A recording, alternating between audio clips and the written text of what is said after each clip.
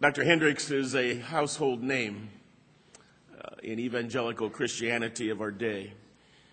And in his 50-plus years of ministry, he has directly or indirectly touched millions of lives.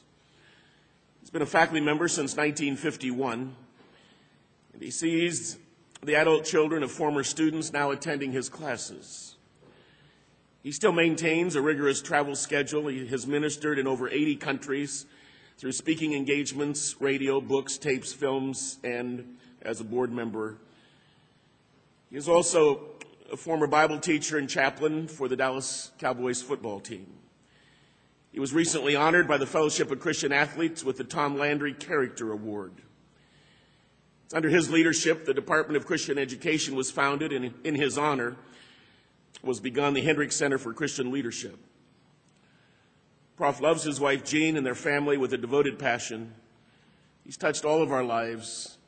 I count it a privilege to introduce a friend and a colleague who has marked us deeply for the cause of Christ. Would you join me in welcoming Dr. Howard Hendricks?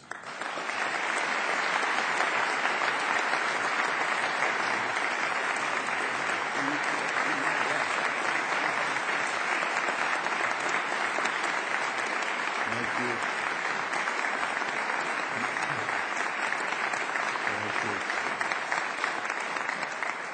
Here I worked so hard to prepare this message just for the president, and he leaves. I'm glad he's promised to listen to the tape. Ours is a generation in which everything nailed down is coming loose, in which the things that people said could not happen are happening. And thoughtful people are asking, where is the glue with which to reassemble the disintegrating and disarrayed parts? Eugene O'Neill makes one of his characters say it so graphically. You cannot build a marble temple out of a mixture of mud and manure.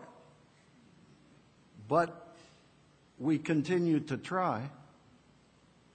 Man is almost insanely committed to the proposition that he has the answers to his problems.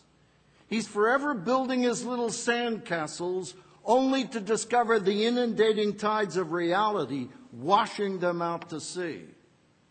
And then he seeks someone to blame.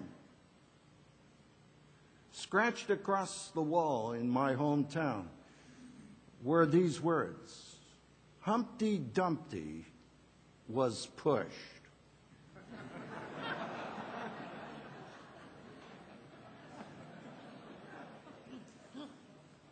And this forces a question. What kind of a woman, what kind of a man does it take to make a permanent impact on a sick society? I think I found the answer in an ancient text. And if you have a Bible or a New Testament, may I invite you to turn to 2 Timothy chapter 2 and verse 15. The Apostle Paul is grooming, he's mentoring his protege for next generation leadership. And he includes 3 statements which I believe comprise the ultimate exam.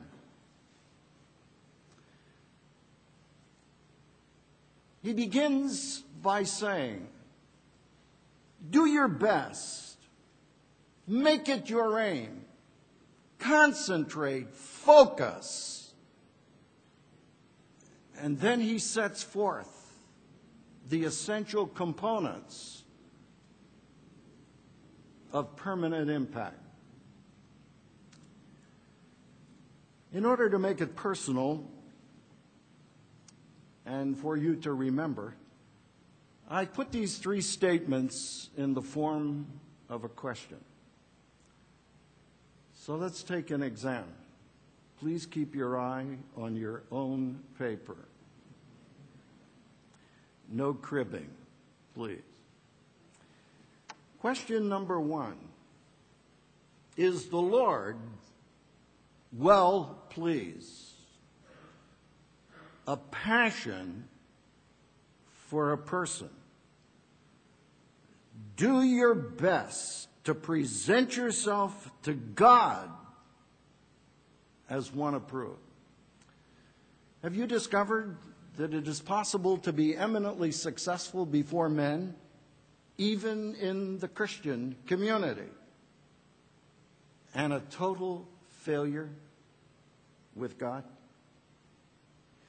3 times over in the Gospels, the heavens are open and we hear those incredible words, "This is my beloved Son, in whom I find all of my delight." Why was that true?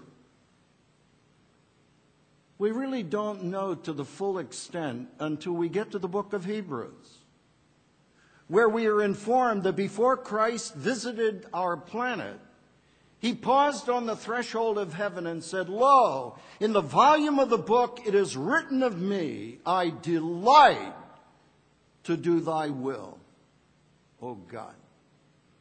Do you mark the connection?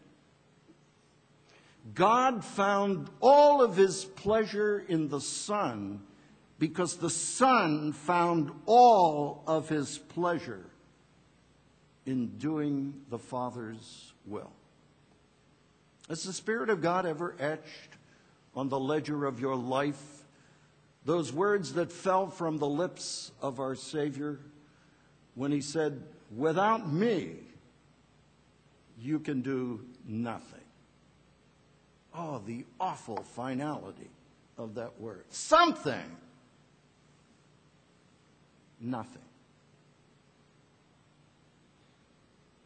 Shortly after I became a Christian, someone wrote in the flyleaf of my Bible these simple words: "When I try, I fail. When I trust, he succeeds."